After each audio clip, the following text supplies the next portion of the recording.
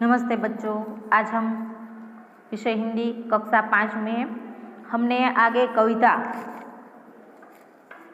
10वीं कविता थी सीखो, उसकी बारे में हमने समझ ली और उसके शब्दार्थ और मुहावरे का भी अभ्यास किया।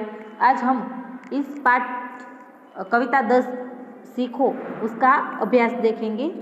देखिए, पहला प्रश्न है, पढ़िए और बोलिए।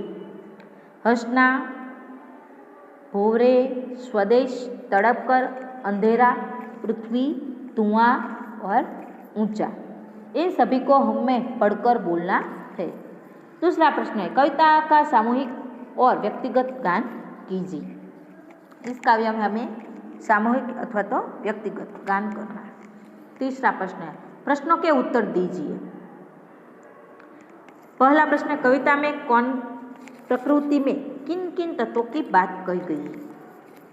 उसका उत्तर है, कविता में प्रकृति के इन तत्वों की बात की गई है। फूल, भंवरा, तरु, हवा, दूध, पानी, सूरज, लता, पेड़, मछली, पृथ्वी, जलधारा, धुआं आदि तत्वों की बात की गई है। दूसरा प्रश्न है, आपने देखे हुए प्रकृति के अन्य तत्वों का नाम लिखिए। यानी कि कविता में जो जो तत्व नहीं आए उसका हमें यहाँ पर नाम लिखना है। देखिए, उत्तर है, मैंने देखी हुई प्रकृति की अन्य चीजें इस प्रकार है: नदी, झरना, सागर, मिट्टी, पशु, पक्षी, पर्वत, आकाश, चंद्र, सितारे, पत्थर आदि आदि प्रकृति के चीजों के नाम यहाँ पर दी गई है।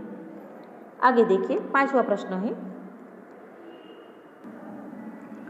चौथा प्रश्न है, किससे क्या सीखे सोचकर बताइए।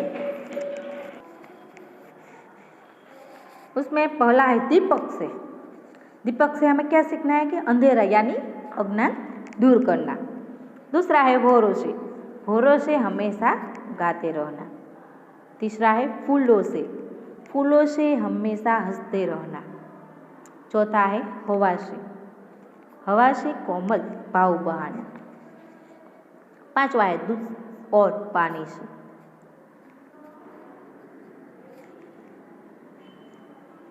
दूध और पानी से मिलना और मिलाना। छठा है सूरज की किरणों से। सूरज की किरणों से जगना और जगाना। सातवां है लता और पेड़ों से। लता और पेड़ों से सबको गले लगाना। आठवां है धुएं से। धुएं से ऊंचे चढ़ना। नौवां है मछली से। मछली से स्वदेश के लिए मरना। 10वां है जलधारा से। जलधारा से जीवन पथ पर आगे बढ़ना। 11वां है पृथ्वी से। पृथ्वी से प्राणियों की सेवा करना। और 12 के पतझड़ के पेड़ों से। पतझड़ के पेड़ों से दुख में धीरज धरना। इन सभी जो प्रकृति के तत्व है उसमें से हमें यह सीख मिलती है। आगे देखिए, पांचवा प्रश्न है, निम्नलिखित प्रश्नों के उदाहरण के अनुसार लिखिए और स्वर भार देखकर पढ़िए। यहाँ पर देखिए, जैसे उदाहरण दिया गया है, मैंने कल आपको यह किताब दी थी। यहाँ पर जो जो स्वर भार है उसके नीचे लिटी की गई है। उसके बाद क्या वही वाक्य है, मैंने कल आपको यह किताब दी थी। मैंने कल आपको यह किताब दी थी। मैंने कल आपको यह किताब दी थी। मैंने कल आपको यह किताब दी थी। मैंने कल आपको यह किताब दी थी। वो इन सभी वाक्यों के नीचे स्वर भार आता ही है। उसी तरह हमें कई वाक्य है उसके इस तरह से हमें उदाहरण के अनुसार स्वर भार देकर लिखना है। यहाँ पर वाक्य दिए गए हैं।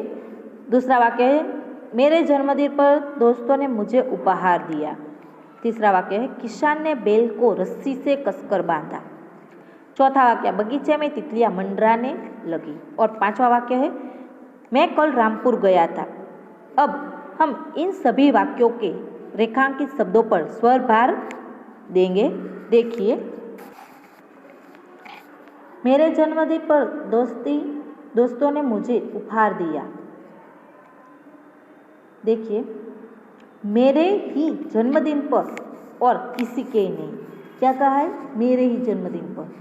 दूसरे में जो देखो जन्मदिन पर किया गया है, जन्मदिन पर ही और किसी भी दिन पर नहीं, कि जन्मदिन पर ही दिया गया था और किसी दिन पर नहीं। तीसरा वाक्य देखिए, दोस्तों ने, यानी कि उपहार किसने दिया है? दोस्तों ने ही दिया है, किसी और ने नहीं।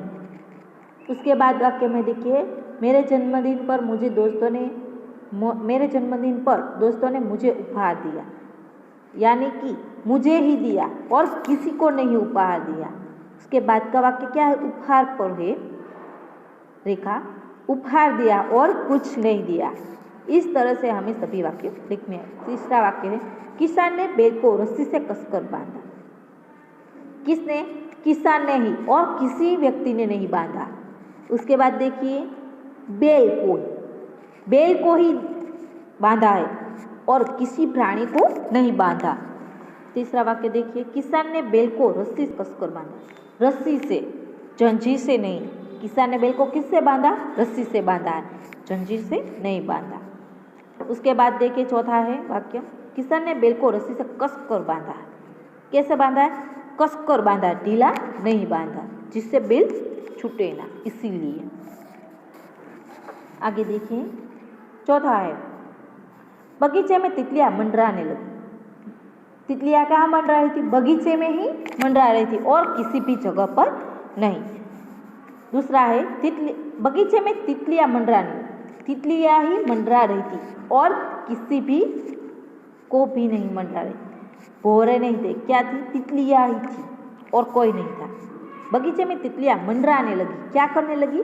मंडराने लगी थी, उड़ने नहीं। पांचवा है, मैं कल रामपुर गया था। उसमें पहला है, मैं ही गया था और कोई नहीं गया था। मैं कल रामपुर गया था, यानी कि कल ही गया था, परसों नहीं कि आज नहीं। तीसरा वाक्य, मैं कल रामपुर गया था, रामपुर ही गया था और किसी गांव में नहीं गया था। इस तरह से हमें वाक्यों के रेखांकित शब्दों पर स्वर भार देकर पढ़ना है और लिखना है।